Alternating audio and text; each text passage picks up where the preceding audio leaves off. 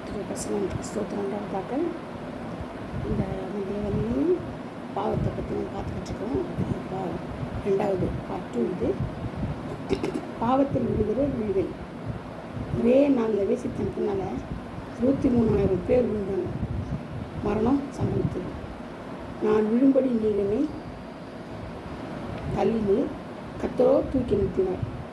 பார்த்தீங்களா? கர்த்தனை செய்கிற நம்மளை பாவத்தில் இருந்தவங்களை தூக்கி நிறுத்துறாரு. அப்போது பாவத்திலிருந்து நமக்கு விமோசனம் வேணும், பாவத்திலிருந்து விடுதலை வேணும் அப்படின்னு சொன்னால் அதுக்கு ஒரே ஒருத்தர் கர்த்தர் ஒருவர் தான். கர்த்தரால் மட்டும்தான் நம்மளை தூக்கி நிறுத்த முடியும். ஏன்னா நம்ம பாவிகளாக இருந்து தேவ மகிமை அற்றலாக போடுறோம். இல்லையா? தாயின் கர்ப்பத்தில் கர்ப்பத்தில் தனி பாவம் தரித்தாலும் சொல்லப்பட்டிருக்கு இல்லையா? நம்மளை அந்த பாவத்தில் தான் நம்ம கர்ப்பம் தரிக்கப்பட்டோம். அப்படி இருக்கும்போது நம்ம பாவம் இல்லை என்பது சொல்லுவோம்னா நாமே வஞ்சிக்கிறவளாக இருப்போம்னு வேதம் சொல்லுவோம். அதனால் நம்ம என்ன சொல்கிறோம், நம்ம பாவம் இல்லைன்னு சொல்லவே கூடாது. அது ஒரு துரோகம்.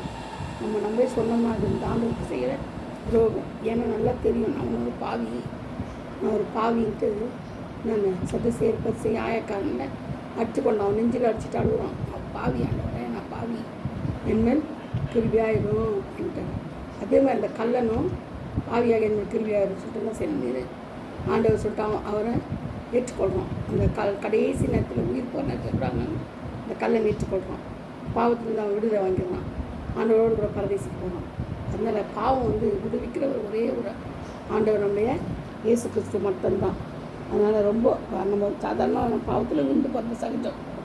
எல்லா காரியங்களும் இருக்கும். நம்ம ஆண்டவரை ஏற்றுக்கொள்ளாது, ஆண்டவருக்கு கீழ்ப்படியாது. நிறைய பாவம் கீழ்ப்படியாமல் போகிறதுனால வருது. நம்ம பாவம் அதிகமான பாவம் கடைசியில் சாபத்தில் கொண்டு போய் முடிச்சிடும். பாவம் அதிகமாக செய்ய அது என்ன செய்யும், சாபமாக மாறிடும். அது நமக்கு இதுவே தெரியாது, பாவம் செய்தோமான்னு அப்படின்னு நமக்கே தெரியாமல் போயிடும். அந்த அளவுக்கு பயங்கரமாக நம்மளை கொண்டு இழுத்துன்னு போயிடும். அதனால சபையில் கூட பாவங்கள் அதிகரிக்கிச்சு போயிருக்குது.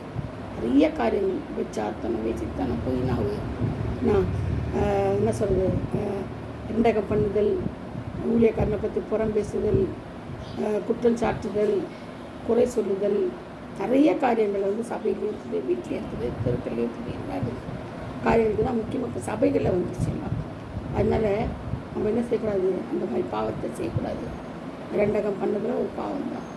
அது பில்லி சொல்லி கொடுத்தாங்கன்னு சொல்லப்பட்டிருக்கு. அதனால் நமக்கு எல்லாமே தெரியும். ஆண்டவர் நமக்கு தெரியாது ஒன்றும் சொல்லிட்டு போகிற எல்லாம் கற்றுக் கொடுத்து தான் போயிருக்கிறாரு. அதனால் நம்ம என்ன செய்யணும், பாவத்தில் நம்ம எழுந்து நிற்கணும். கர்த்தர் நம்ம தூக்கி நிறுத்துவார். நம்ம தடுமாறுற நேரத்தில் எல்லாம் தேவன் நம்ம என்ன செய்யறது, தூக்கி நிறுத்துறாரு. ஒரு நாள் 2 நாள் எத்தனையோ நேரம் நம்ம தடுமாறி போய் கீழே விழுந்துக்கிறோம்.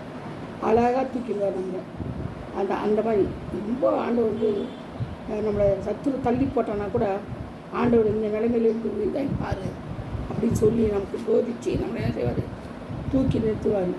ஆண்டோடைய அடிச்சூடலை பின்பற்றாத போனாலும் பாவம் தான். இயேசுவை அறிக்கை செய்யாத நாவு எல்லாமே என்னது, பாவம் தான். அது சாபமும் கூட. அதனால் நம்ம என்ன செய்யணும், பாவத்தின் உள்ளே ஆகணும்னா கர்த்தராகிய இயேசு கிறிஸ்துவை பின்பற்றி நடக்கணும். அவருடைய உபதேசத்தை கேட்கணும். அவர் மாத்திரம் நம்மளுக்கு போதுமானவராக இருக்கணும். விசுவாசமாக இருக்கணும். விசுவாசத்துக்கு எல்லாம் கூடும். விசுவாசத்தா தேவ வகிமை காண்பான்னு சொல்லப்பட்டிருக்கு. அவரால் செய்யக்கூடாத ஒரு காரியமும் கிடையாது. எல்லாம் அவரால் முடியும். அதனால் நம்ம அவரே நம்பி அவர் நம்ம பாவத்திலிருந்தே தருவார் நம்பி பாவத்தை அவர்கிட்ட என்ன செய்யணும், அறிக்கையணும். பேசுப்பா நான் இந்த மாதிரி செய்தேன். அவருக்கு தெரியும். நீ சொல்லி அறிக்கிறதுக்கு முன்னாடியே அவர் பின்னாடியே தொடர்ந்து நிற்கிறாரு இல்லையா? பின்னாடி தொடர்ந்து வந்ததுனால தான் உன்னை தூக்கி நிறுத்துறதுக்காக அவர் பார்த்துட்டு இருக்காரு. நீ அறிக்கையா, பாவத்தை அறிக்கிட்டு விட்டுறியா, இல்லை கடின மனசாக இருக்கிறியா, இறுதியும் கடினமாக இருக்குதுன்னு பார்க்குறாரு. அதனால தான் நம்ம என்ன செய்யணும், எப்போதும் ஆண்டவரையே தொழில்படணும், ஆண்டவரையே பின்பற்றணும்.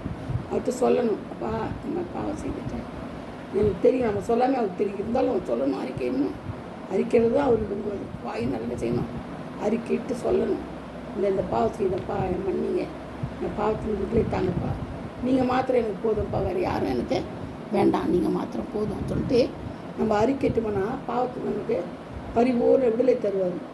பாவிகளை ரட்சிக்கவே கிறிஸ்திய உலகத்துக்கு வந்தார்னு வேதம் சொல்லுது. அவர் ரட்சிக்கத்தான் வந்துக்கிறார். பாவிகளை கொண்டு போகிறதுக்கு வரல, அவங்கள கைவிடுறதுக்கு வரல, அவங்கள தண்டனை கொடுக்கறதுக்கு வரல. பாவிகளை ரட்சிக்கவே கிறிஸ்திய உலகத்துக்கு வந்தால் அப்போ ரட்சிக்கிறது ஒரே தெய்வம் இயேசு கிறிஸ்து கொடுத்த ரட்சகரை ஏற்றுக்கொள்ளணும். நம்மளுடைய ஒரே வேலை அவருடைய அடிச்சூடை பின்பற்றணும், ரட்சகரை ஏற்றுக்கொள்ளணும்.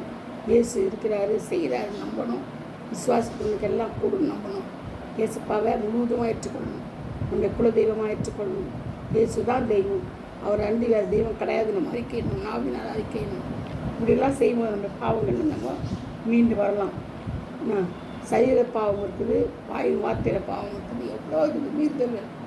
நம்ம ஆண்டவருக்கு மீறி நடக்கிறோன்னா அது ஒரு பெரிய பெரிய பாவம். அது அவருக்கு சொல் கேளாமல் மீறுதல் மீறி நடக்கிறது, அதெல்லாம் என்னது பாவம் தான். அதனால் கத்தத்தாமே அந்த பாவங்களெல்லாம் நம்ம விட்டு நீக்கி விலக்கி காத்துக்கொள்ளணும்.